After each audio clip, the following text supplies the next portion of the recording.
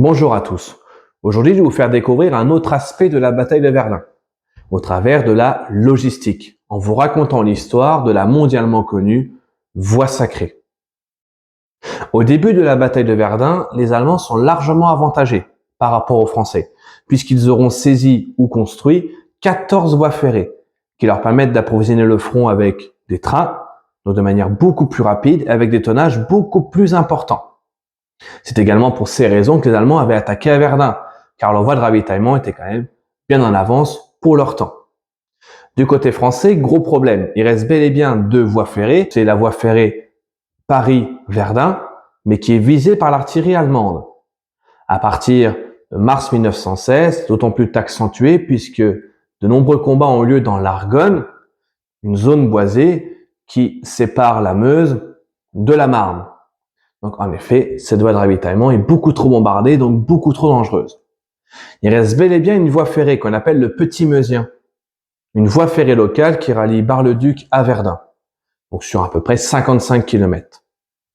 Gros problème, elle est beaucoup plus loin des bombardements, ça c'est un gros avantage, mais d'un autre côté, cette voie ferrée était beaucoup trop obsolète pour le transport des troupes et du matériel.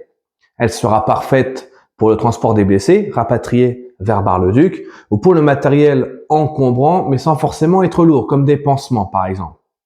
Mais pour l'approvisionnement en obus, en munitions, en obusiers et en grenades, il est beaucoup trop obsolète, ce Petit Meusien.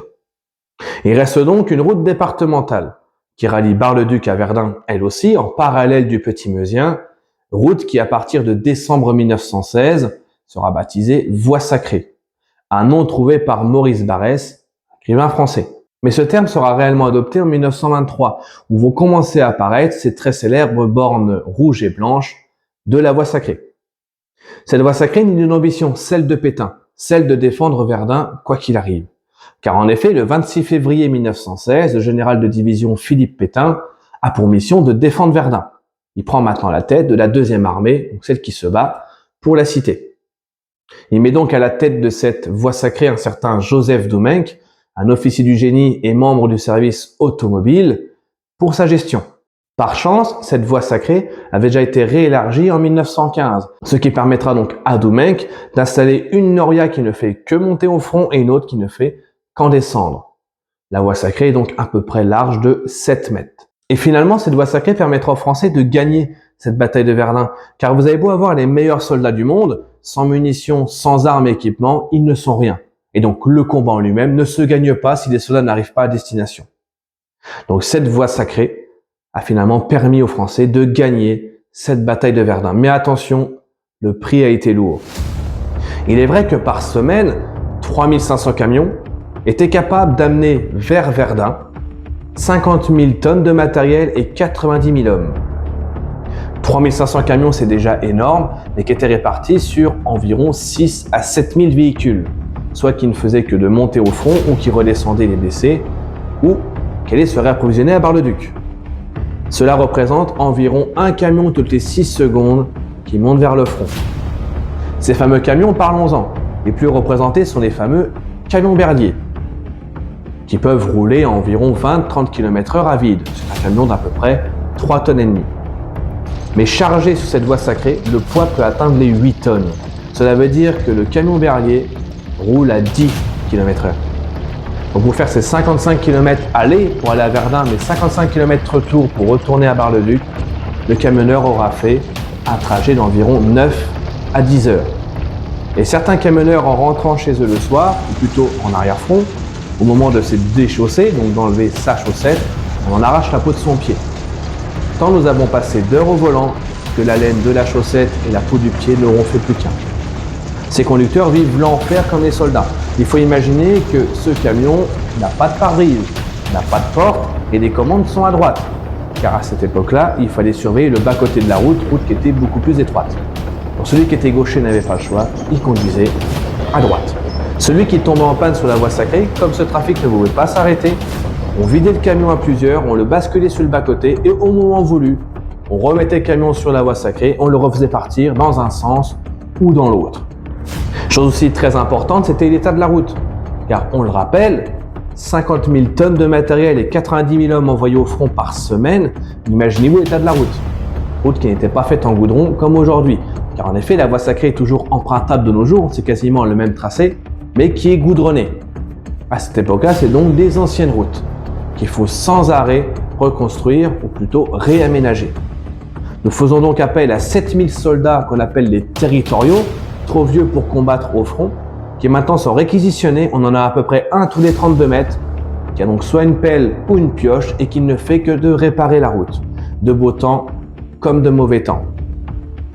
On estime à environ 750 000 tonnes de gravats extraits des côtes de Meuse juste pour réparer cette voie sacrée. Mais qui en effet, s'y était paralysée, la bataille était terminée et la guerre était perdue pour les Français. Dans ces camions qui montent vers Verdun, on trouve tout d'abord le jeune soldat, âgé entre 19 et 20 ans, qui est entre la peur et la hâte d'aller au combat. Pourquoi la peur? Évidemment, qui n'aurait pas peur d'aller à la guerre?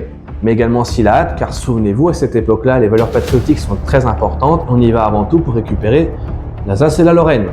Donc en effet, perdu entre les deux sentiments. Sauf que Verdun, on l'appelle déjà la mangeuse d'hommes, le marteau-pilon, le moulin. Donc on a extrêmement peur d'y être déployé. Donc imaginez-vous ces jeunes de 20 ans fébriles qui viennent de tout le territoire, de toute la France, qui montent dans les camions de la voie sacrée et qui vont maintenant à la guerre pour la première fois. On trouve également des soldats un peu plus vieux, de l'ordre de 28, 29, 30 ans, qu'on appelle les briscards. Vous connaissez tous l'expression les vieux briscards. Et c'est de là que ça vient. Les brisques, c'était des petits chevrons qu'on avait sur le bras gauche de l'uniforme et qui représentaient les passages au front. L'un tout d'abord pour 1 an et ensuite un tous les 6 mois. Donc il y a déjà des soldats qui ont une belle collection sur leur bras gauche. Et donc quand un jeune soldat voit un briscard, donc déjà un caporal, sergent ou même simple soldat, mais avec de l'expérience, on a envie de discuter avec lui. Mais c'est gradé entre eux d'un seul regard. Au fur et à mesure d'approcher le front de Verdun, on commence à entendre, on commence à voir les explosions. Eux, d'un seul regard, se comprennent et ne répondent pas aux jeunes pour la simple et bonne raison qu'ils ne veulent pas se lier d'amitié avec eux. L'espérance de vie à Verdun est quand même très faible et donc on n'a pas envie d'apprendre jour après jour que ses camarades sont tous morts tombés au combat. Par contre, ce qui va terroriser les jeunes et les moins jeunes, c'est de voir ceux qui redescendent. Alors attention, le plus gros des blessés sont ramenés à Bar-le-Duc par le Petit Meusien. De l'autre sens, on a les mêmes camions, mais largement amoindris en termes d'effectifs, bien évidemment, et des soldats qu'on appelle les fantômes de Verdun ou les morts de Verdun. Déjà de par leur aspect blafard. Des soldats qui sont malades, qui ont une odeur sur eux absolument immonde, un uniforme bleu horizon qui est devenu tout rouge, tout noir, tout marron, qui est sale, déchiré. Donc imaginez-vous le spectacle d'horreur quand à 10 km/h on va croiser ces soldats. Et c'est là que, quand on va les croiser, les jeunes soldats et les briscards vont dire « dis donc, quelle mine, c'est comment Verdun ?» Et ceux qui sont en train de redescendre, quand ils auront la force de répondre, diront que Verdun, vous allez voir ce que vous allez voir. Et je finirai avec cette phrase. Car finalement, Verdun, c'est une bataille qui a tellement été horrible que malgré tous les témoignages, malgré tous les livres et malgré tous les documentaires qu'on pourra faire sur ce sujet, on n'arrivera pas à s'imaginer même pas une seule seconde ce qu'était cette bataille de Verdun.